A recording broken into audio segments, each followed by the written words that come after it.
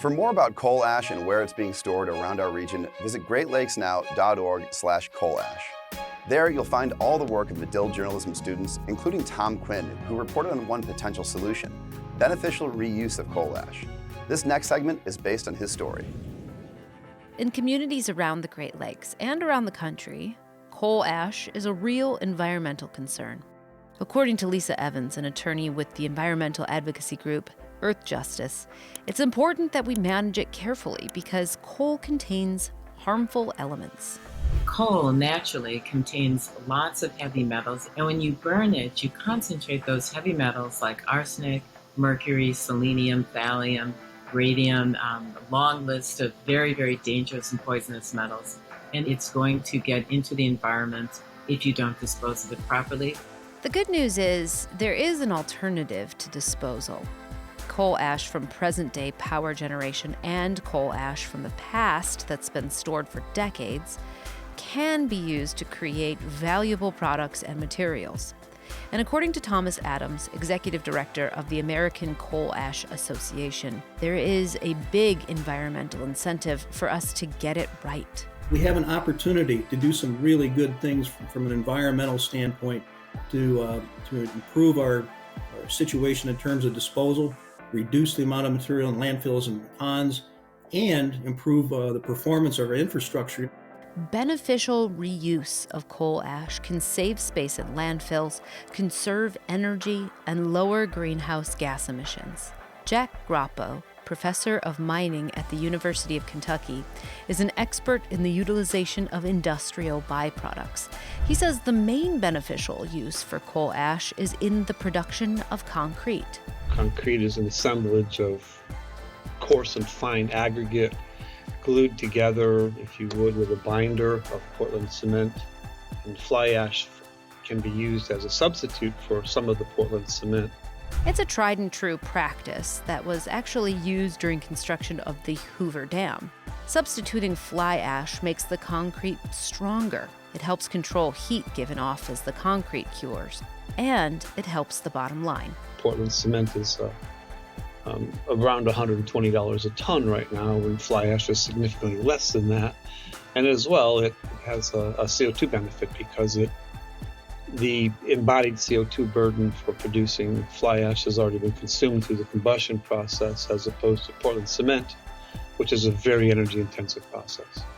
When coal ash is beneficially used in products like concrete and drywall, it undergoes a chemical reaction that encapsulates the dangerous elements found in coal. According to Earth Justice attorney Jenny Castle, this traps the heavy metals and reduces the risk they pose. The coal ash has been sort of treated chemically, or there's some sort of chemical barrier that is limiting the ability of those metals, right, those dangerous constituents, to leach out of the coal ash into neighboring groundwater or getting into the land. Encapsulated beneficial use, especially in construction materials, is largely viewed as a safe and effective approach to coal ash management.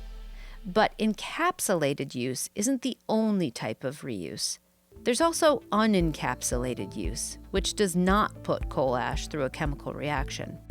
Instead, the ash is used as is, predominantly as loose aggregate in road and landscaping projects. Tom Adams says coal ash can be a cost-effective and sustainable option for construction projects. Transportation is a big factor in what gets selected.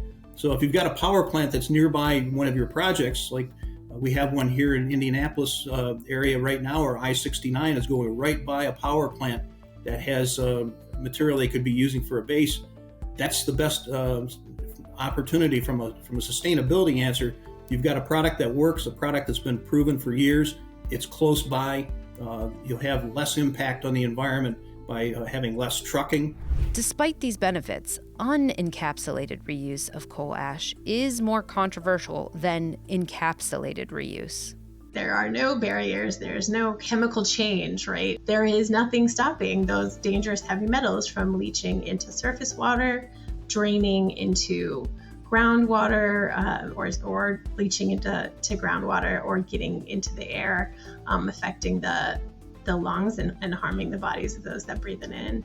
So When you use coal ash in an unencapsulated or loose form, what you're doing is putting a substance that has a lot of dangerous chemicals into the ground, and you're allowing water or rain to flow onto it.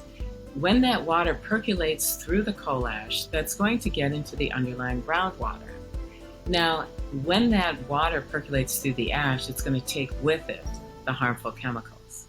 Professor Grappo disagrees. He considers unencapsulated coal ash safe enough to use in his own home vegetable garden. It is extremely difficult to leach material from fly ash, which is why I use it in my garden. We have a lot of clay in our soil.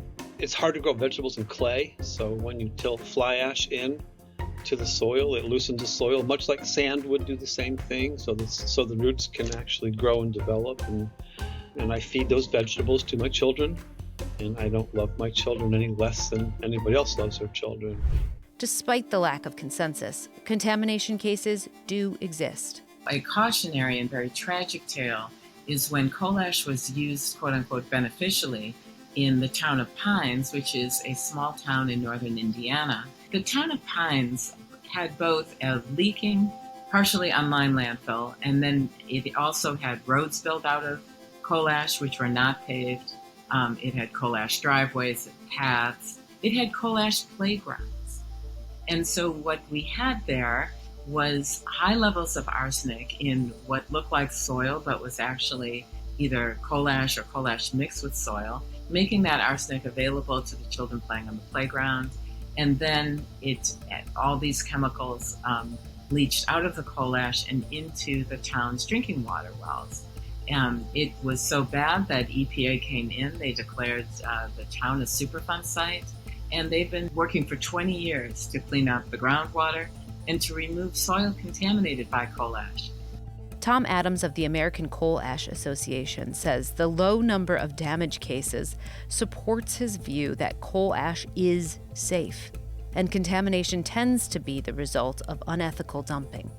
There are some damage cases that are out there, but if you look at them closely, you find that the people that were supposedly doing, say, a structural fill, they were just in disposal. They didn't have an engineered project. They didn't have inspection. They didn't have proper documents to say that they were complying with the current standards or anything. They were just dumping material. So that can hardly be called a beneficial use. That's just dumping, and certainly we're not in favor of that. To remedy such practices and protect drinking water, Earthjustice encourages regulators to do more to ensure that the rules are followed and public safety maintained. We have to stop the dumping of coal ash. It costs a lot of money for utilities to dispose of coal ash properly, but they have to do it, because if they don't, we have the injury of communities that are receiving this ash when it's not disposed of properly. At Great Lakes Now, we aim to cover the Great Lakes region and the people who live here, like you. Please follow us on social media, subscribe to our YouTube channel, and sign up for our newsletter at greatlakesnow.org.